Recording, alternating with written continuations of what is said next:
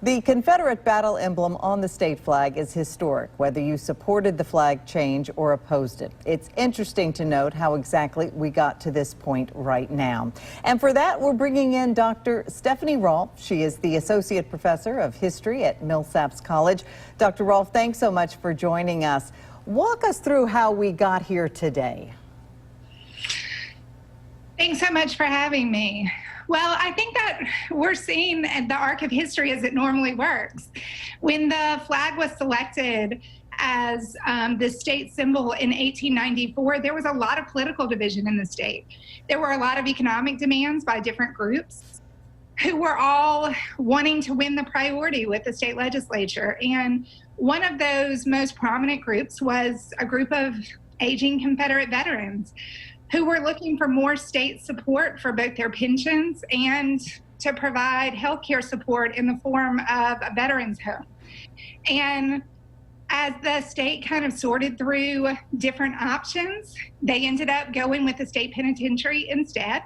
And one of the exchanges they made was to include the Confederate battle flag as part of the state symbol. So this was essentially a concession that was made to a group that could have potentially created some problems for the Democratic Party in the state. Put today's event and the vote over the weekend into historic context. Many calling it a new chapter in the state history. Is that fair to say? Gosh, I hope so. I think that, you know, over the past century, the symbol that has created so much controversy in this state, the Confederate battle flag, has been used as a form of intimidation, a symbol of white supremacy throughout the Dixiecrat revolt in 1948, through the civil rights movement, and especially most recently with the events in Charlottesville and even some others since then.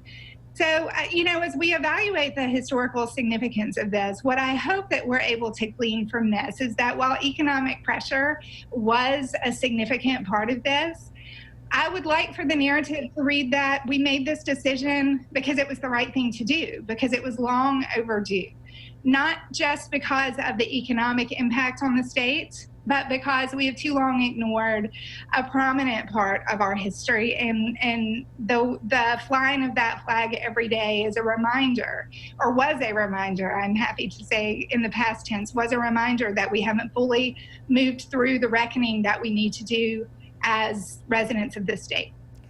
All right, Dr. Rolfe, Stephanie Rolfe, Associate Professor of History at Millsaps College. Thank you so much for joining us today. Wonderful insight. Thank you. We appreciate it.